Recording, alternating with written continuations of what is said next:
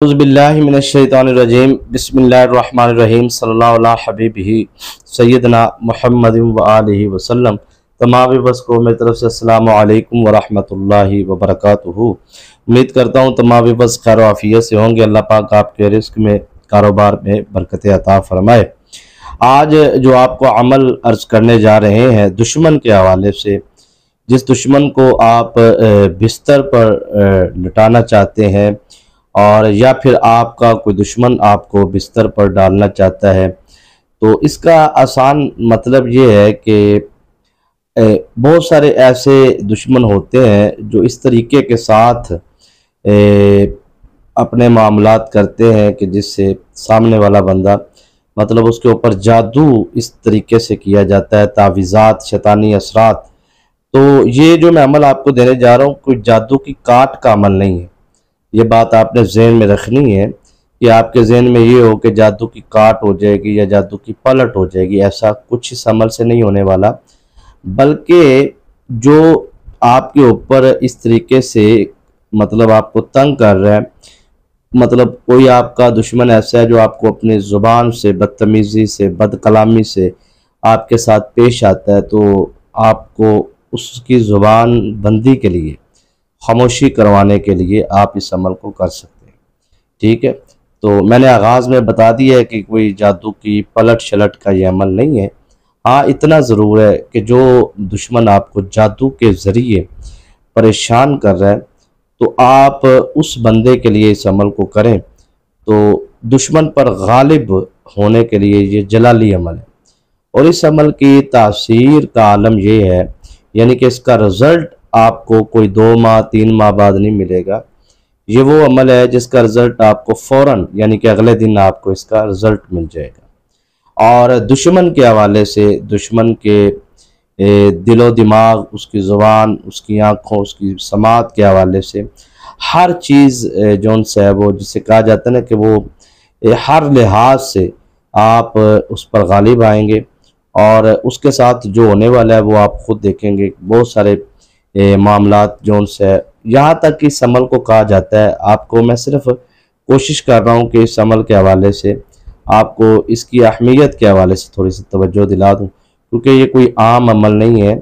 ये बहुत ही ख़ास और लाजवाब अमल है। और इसमें कहते हैं दुश्मन को कब्र में डालने वाला अमल, ये ऐसा अमल है कि मतलब हर लिहाज से आप का दुश्मन जौन सा है वो उसको पता चल जाएगा, तो ये फ़ौरन जौन सा है वो अपना रिज़ल्ट दिखाएगा। उसके लिए आपने 1-2 चीज़ों का ख़ास ख्याल रखना है। इस अमल को जिसने भी, बहन ने या भाई ने करना है, बहुत सारे बंदे के मकासद होते हैं दुश्मनों के हवाले से कि वो समझते हैं कि हमारे जो दुश्मन हैं वो हम पे मुसलसल तानो जन कर रहे हैं या हम पर मुसलसल जायदाद पे काबिज़ हैं, दुकान पे काबिज़ हैं, प्लाट पे काबिज़ हैं। तो कब्ज़ा छुड़वाने के लिए भी आप ये अमल कर सकते हैं। और जो बंदा आपके बारे में गलत ज़ुबान इस्तेमाल करता है, उसकी ज़ुबान बंदी के लिए, ख़ास तौर पे ये अमल उन लोगों के लिए भी है कि जो समझते हैं कि उनका कोई दुश्मन है और वो उन्हें ब्लैकमेल कर रहे हैं। बहुत सारे ज़िंदगी के अंदर इंसान के मामलात होते हैं और उन मामलात की वजह से वो जौन सा है वो उनको ब्लैकमेल, राज वगैरह आ जाते हैं। तो ऐसे बंदे को हमेशा हमेशा के लिए चुप करवाने के लिए ये अमल किया जाता है। तो इस अमल की जो सबसे बड़ी वो कमाल है, सबसे बड़ा इसका जो वो कमाल ये है कि इस अमल को जो भी जिस मकसद के लिए करेगा, सामने वाला अपनी दूसरी आजमाइशों में, परेशानियों में, अपने मामलात के अंदर इतना उलझ जाएगा कि उसकी तवज्जो आपसे हट जाएगी। तो ये दुश्मन के दिलो दिमाग से अपना नक्श निकालने के लिए, ख्याल निकालने के लिए भी आप इस अमल को कर सकते हैं।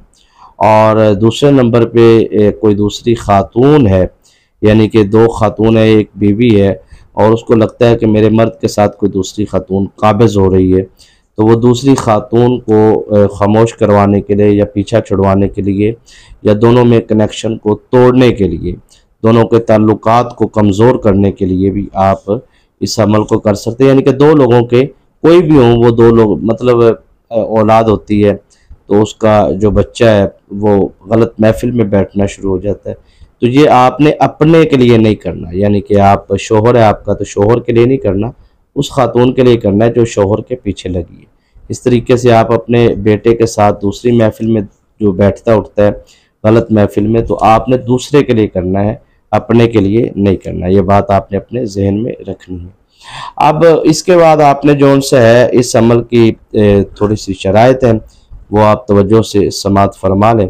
पहली बात तो ये है कि अगर आप इस अमल को धूप में बैठ के करेंगे, सूरज की शुआओं के नीचे, क्योंकि आजकल गर्मी का मौसम ज़्यादा है, गर्मी ज़्यादा होती तो नहीं बैठा जाता ना गर्मी के सूरज के नीचे, तो फिर आप ये है क्योंकि इसकी तादाद थोड़ी सी ज़्यादा है, तो फिर आप गर्मी सूरज की शुआओं के नीचे ना बैठे, लेकिन कहीं है ऐसी सायेदार जगह। लेकिन सायेदार से ये चीज़ का ख्याल रखना है कि किसी दरख्त के नीचे बैठ के आपने इस अमल को बिल्कुल भी नहीं करना, ये बात ज़हन। और ओपन छत जहाँ पे है वो कोशिश करें कि आप ओपन मैदान में छत में आप ना करें, ज़्यादा बेहतर है।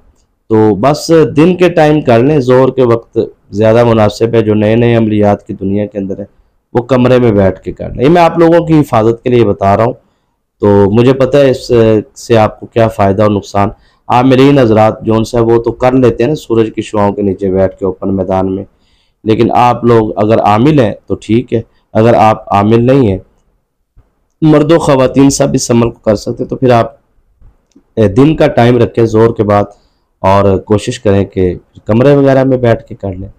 और जिस दिन आपने अमल को करना है उस दिन आपने बीफ नहीं खाना, बड़े का गोश्त जो होता है वो आपने परहेज़ करना है। और ये आपने 7 दिन अमल मुसलसल करना है ज़ोहर की नमाज के बाद, ठीक है जी। तो रिज़ल्ट आपको पहले दूसरे दिन मिल जाएगा, लेकिन आप 7 दिन इस अमल को करें। और सबसे बड़ी बात यह है कि आपने कच्चा प्याज, लहसुन, अदरक कच्ची ये आपने नहीं खानी, यानी कि सलाद के तौर पे जैसे इस्तेमाल की जाती है, तो आपने कोशिश करना है कि इससे बदबू पैदा होती है, तो मुंह से स्मेल, हाथों से बदबू नहीं आनी चाहिए। तो जिस जगह पे आपने इस अमल को करना है वो जगह का पाक होना ज़रूरी है, और जिस दिन आपने अमल को करना है उस दिन आपका वजूद का पाक होना भी ज़रूरी है। ये बातें ज़हन में रखा करें और जैसे बताया जाता है वैसे अमल करें। और जो पूरी वीडियो मुकम्मल देखेगा बग़ैर स्किप किए उसको इस अमल की इजाज़त है। और जो वीडियो को लाइक करेगा, तो आपने लाइक करते हैं तो इससे हमारी हौसला अफजाई होती है, और पूरी वीडियो देखते तो पूरी बात समझ में आ जाती है ना, तो फिर अमल करने का ज़्यादा फ़ायदा हासिल होता है। जुमे की दुआ में अगर आप शामिल होना चाहते हैं तो आप फिर कमेंट करें, आपको इंशाल्लाह शामिल कर लिया जाएगा। अब आपने इस अमल को जो उनसे है वो ज़ोहर की नमाज के बाद करना है, और सबसे पहले आपने अपना हसार लाजमी लगाना है, ठीक है जी।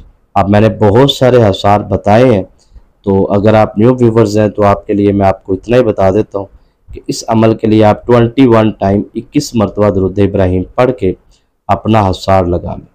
हसार लगाने के बाद आपने फिर उसके बाद एक कुरान पाक की आया मुबारक है, सुम्मुम बुकमुन उम्युन फ़हुम ला यरजिऊन। ये मैं कोशिश करूँगा कि स्क्रीन पे भी चला दूँ।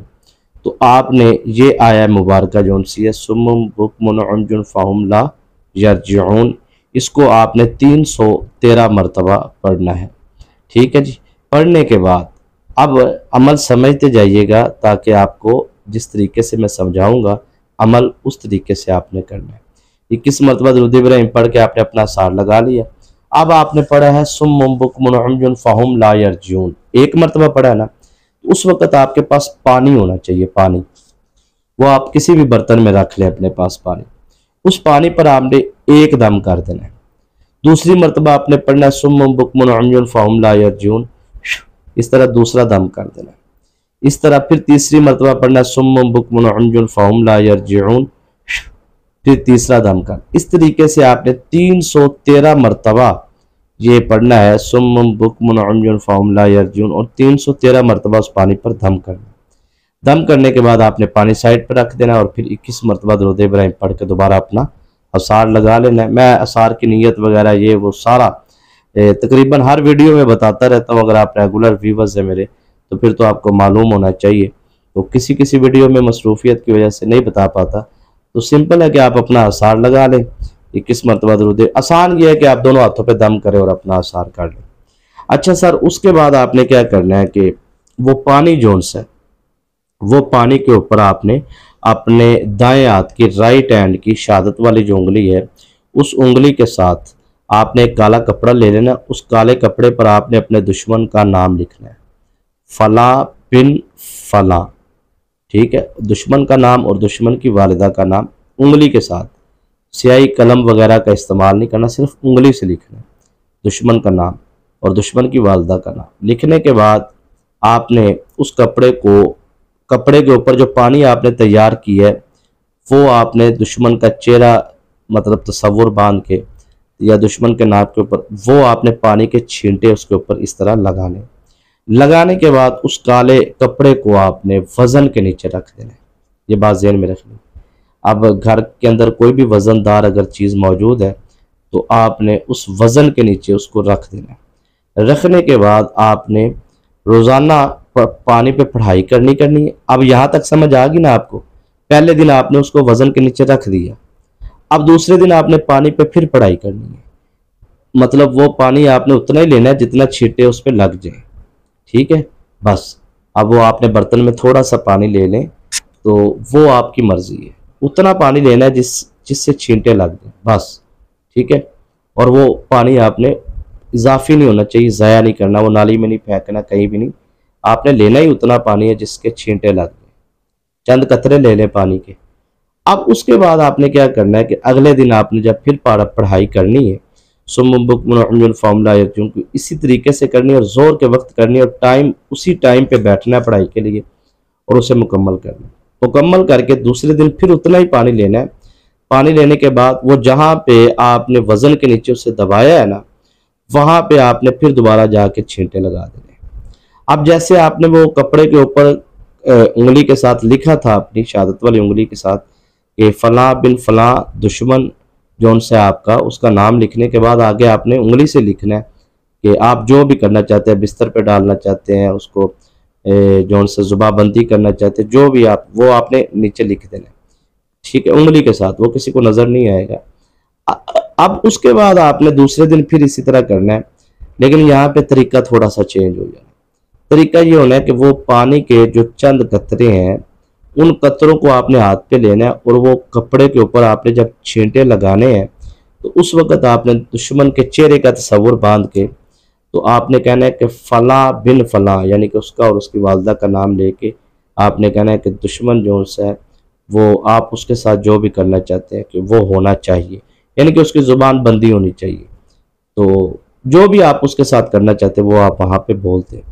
जुदाई होनी चाहिए, फ़ला बिन फ़ला की फ़ला बिन फ़ला से जुदाई होनी चाहिए, यानी कि आप मसलन आप अपने शोहर और एक खातून की जुदाई चाहते हैं तो वो आपने कहना है कि आपने अपने पहले शोहर का और शोहर की वालिदा का नाम लेके आपने कहना है कि फ़ला बिन फ़ला, यानी कि शोहर और शोहर की वालिदा का नाम लेके आपने कहना है कि जुदाई हो फ़ला बिन फ़ला से, यानी कि फ़ला औरत का नाम और औरत की वालिदा का नाम, इस तरीके से जुदाई हो। इसी तरह जो भी आप जिससे भी जुदाई करवाना चाहते हो उसका यह तरीका है। अब वो पानी के आपने छींटे लगाई जाने, ठीक है जी। और वो तीसरे दिन फिर आपने इसी तरीके से पानी दम करना है, और इसमें एक बहुत अहम बात है वो आपने समझनी है। तीसरे दिन भी आपने इसी तरीके से पानी पे दम करने के बाद वो पानी के छींटे लगाने। चौथे दिन भी आपने इसी तरह करना है और वही अल्फाज दोहराने और वही नीयत को आपने दोहराना। कपड़े को बार बार बाहर नहीं निकालना, ठीक है ना। तो वो आपने पानी वहाँ जाके बस फेंक देना करना है। इसी तरीके से 7 दिन आपने ये अमल करना है। और जहन में ये बात रखनी है कि अमल शुरू करने से पहले आपने उब्बे तौफीक जो उनसे है वो आपने सदका ज़रूर दे देना। सदका देने के बगैर आपने इस अमल को नहीं करना। तो इस तरीके से अगर आप अमल को करेंगे तो इंशाअल्लाह कामयाबी आपका मुकद्दर होगी। दुआओं में याद रखिए।